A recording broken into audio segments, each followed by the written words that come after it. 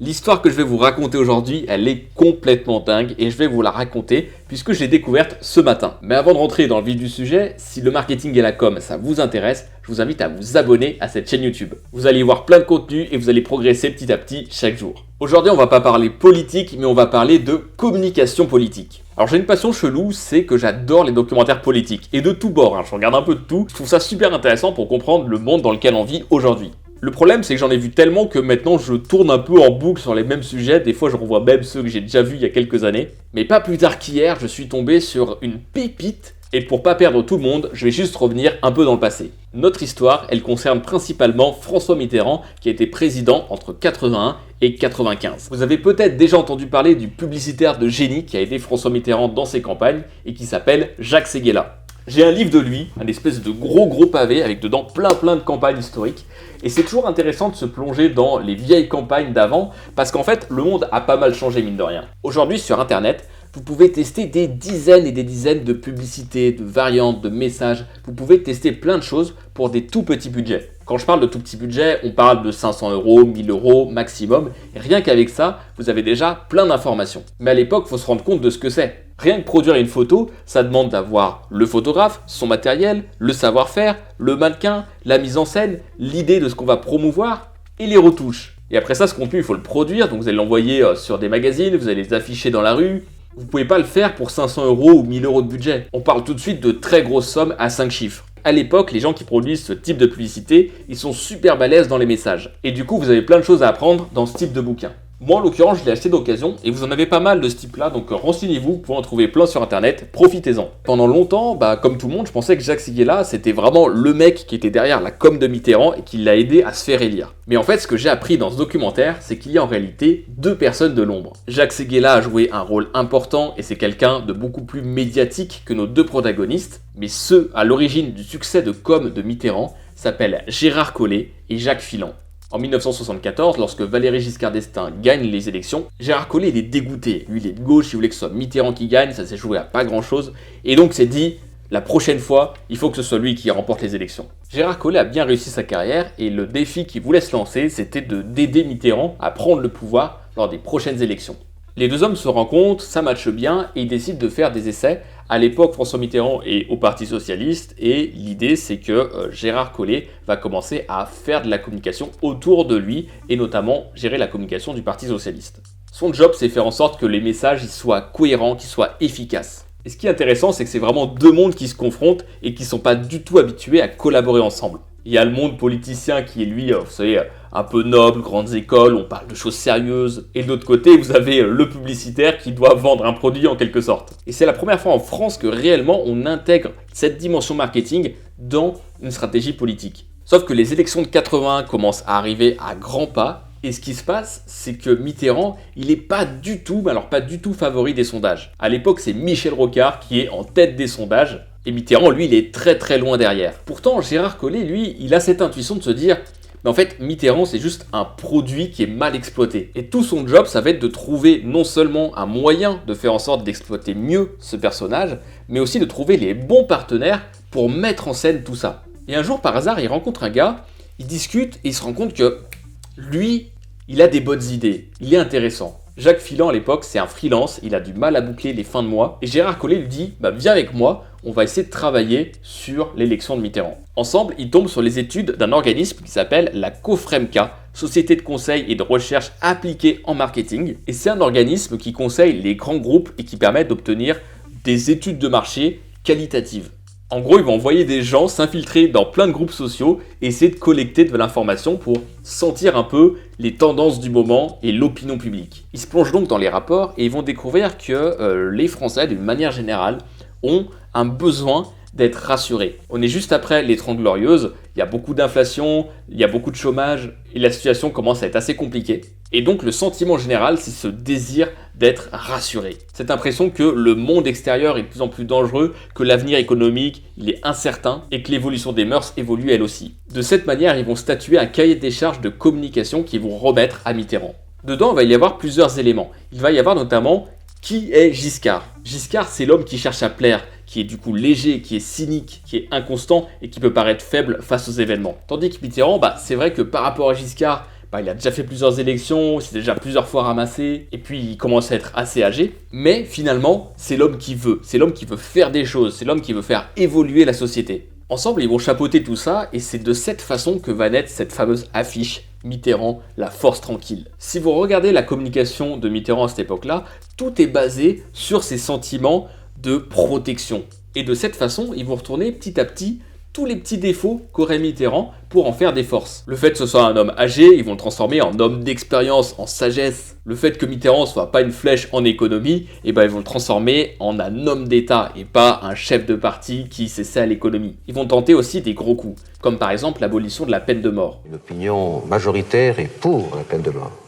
Eh bien moi, je suis candidat à la présidence de la République et je demande une majorité de suffrages aux Français, mais je ne la demande pas dans le secret de ma pensée. Je dis ce que je pense, ce à quoi j'adhère, ce à quoi je crois, ce à quoi se rattachent mes adhésions spirituelles, ma croyance, mon souci de la civilisation. Je ne suis pas favorable à la peine de mort. Mitterrand,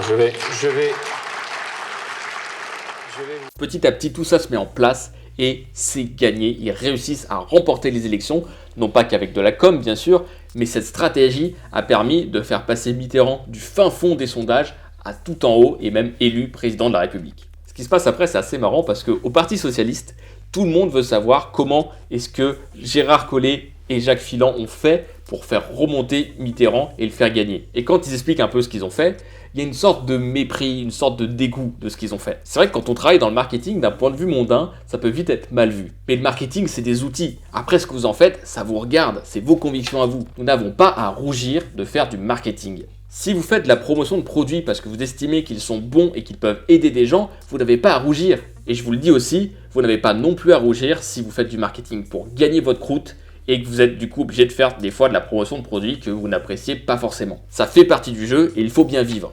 Maintenant, si vous voulez choisir vos employeurs, vous allez voir sur la Marketing Elite School et on vous apprendra à le faire. Pour revenir à notre histoire, Gérard Collomb et Jacques Fillan vont être mis de côté après l'élection. Finalement, ils ont gagné, donc on n'a plus trop besoin d'eux. Et puis, quand ça va commencer à sentir le vinaigre, et ben là, comme par hasard, on va les rappeler, et nos deux protagonistes vont faire exactement la même chose. Ils vont même financer le cabinet de conseil de Jacques Fillan, qui n'aura qu'un client, ce sera l'État, et qui sera financé en illimité. Ils vont ainsi créer des focus groups qui vont avoir pour but d'obtenir des données qualitatives sur l'opinion publique. L'une des choses qu'ils se sont rendus compte tout de suite, c'est que Mitterrand prenait tout le temps la parole. Et à chaque fois qu'il faisait une sortie médiatique, sa courbe de popularité chutait. Donc ce qu'ils ont fait, c'est qu'ils ont rarifié la parole de Mitterrand. Ils vont faire en sorte qu'il apparaisse le moins possible pour créer le maximum d'audimat à chaque fois qu'il s'exprimera. Malheureusement, ils font ça un peu tard et on a beau mettre de la com, mettre du caca dans une crêpe, ça n'en fait pas du Nutella. Et ils se retrouvent quand même à perdre les élections législatives. La cohabitation commence, Jacques Chirac devient Premier ministre. Mais là, nos deux protagonistes ont le temps de mettre en place une stratégie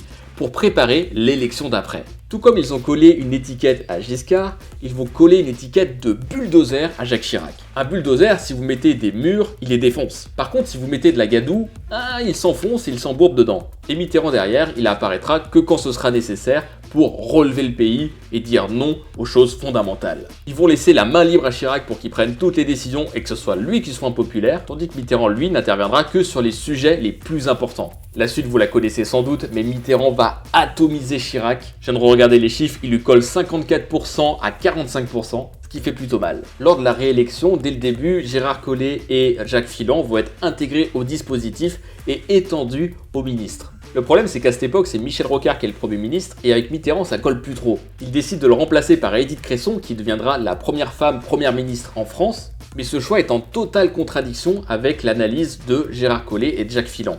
En désaccord, Gérard Collomb décide de quitter le navire, tandis que Jacques Fillan, lui, va continuer son travail et développer son cabinet de conseil.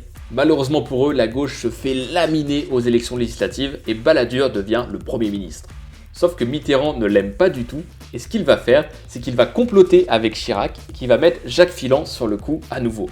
Et Jacques Fillan va du coup changer de camp et aider Chirac à être élu à son tour la prochaine fois. Et ce qui est fou, c'est qu'à ce moment-là, on est exactement dans le même scénario qu'au tout début, lors de la première élection de Mitterrand. On avait vu bien avant que Balladur allait se planter. Je veux dire qu'il était fort, il était même pas envisageable. Vous imaginez la force que pouvait avoir Jacques en détenant cette info, alors que Le monde entier disait l'inverse. Sa popularité dans les sondages est un trompe-l'œil. Balladur est apprécié comme Premier ministre. Il n'est pas désiré comme président.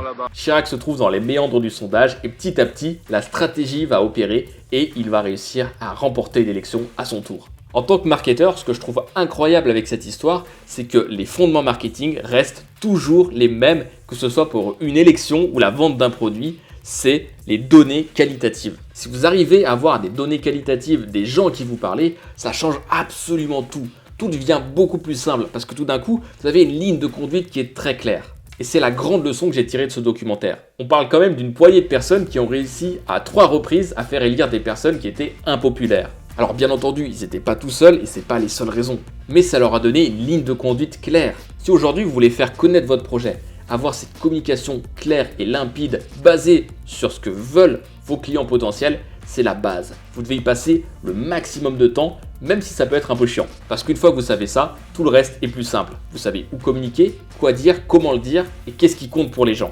Si le sujet vous intéresse, je ne peux que vous inviter à aller voir ce documentaire. Je vous mets le lien en description de la vidéo. Il dure 1h15, il est un petit peu daté, mais il est très sympa et très intéressant. Et si vous voulez progresser en marketing, allez voir ce qu'on fait sur la marketingeliteschool.com. Si ça vous intéresse, vous prenez un petit rendez-vous avec nous et on sera ravis d'échanger ensemble. Je vous mets tous les liens en dessous de cette vidéo. Et puis voilà, si ça vous a plu, abonnez-vous à cette chaîne et on se retrouve demain pour une autre vidéo sur le marketing.